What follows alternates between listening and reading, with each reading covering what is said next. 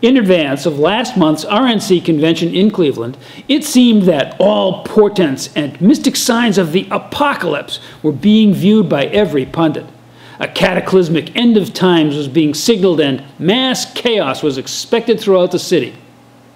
Instead, a special interest group calling itself the Cleveland Cuddlers could be seen moving through the crowds around the queue, dispensing hugs rather than any radical political scree.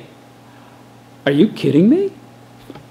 Longtime followers of America's own quadrennial World Cup competition harkened back to the real chaos of the Democratic National Convention in Chicago in 1968. All the dire predictions that worse would happen this time were based on the prejudices of the predictors, though, and not on the pulse of the people. The chattering class felt a visceral rage at the improbable rise of Donald Trump in the Republican primaries, so much so that they missed the fact that it was their problem, not that of the rank-and-file American voters. The oracles of editorial comment were offended simply because this rookie phenom had so confounded the elaborate cases they'd made for his political disintegration.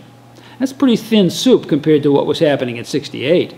Back then, the protesters were mad at the government. They were tired of a president whose rosy predictions of victory against a foreign enemy bore no relationship to the realities being faced personally by most Americans. Of course, they chose to riot at the Democrats' convention. They were the incumbent party. In Cleveland, the RNC establishment was mad at itself. Maybe that's what drove Cruz to make his suicide speech. But there was nothing outside the convention hall even close to the organized militant opposition of the Students for a Democratic Society. So if media darlings and Republican grandees want to fume over Trump's ascension, that's fine. Together, they don't even come close to generating enough heat to make good on the 1968 prediction that we would all burn, baby, burn.